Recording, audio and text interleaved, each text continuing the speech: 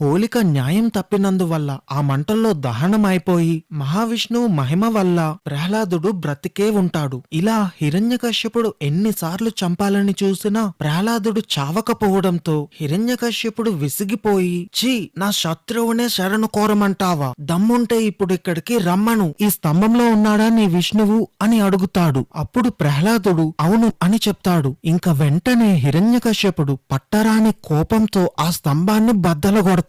అంతే, ఒక్కసారిగా ఆ స్తంభం నుంచి నరసింహస్వామి అవతరిస్తారు. నరసింహస్వామి భయంకరంగా గర్జిస్తూ హిరణ్యకశ్యపుడిని తీసుకొని ద్వారం దగ్గరికి వెళ్తారు. తన తొడ మీద పెట్టుకొని ఎలాంటి ఆయుధాలు కాని చేతులతో కాని చంపలేం కాబట్టి నరసింహస్వామి తన గోర్లతో హిరణ్యకశ్యపుడి కడుపు చీల్చి సంహరిస్తారు. విష్ణుమూర్తి అవతారాలన్నిటిల్లో మీకు నచ్చిన అవతారం ఏంటో కామెంట్ చేయండి. దీని ఫుల్ వీడియో లింక్ కింద ఇచ్చాను, తప్పకుండా చూడండి.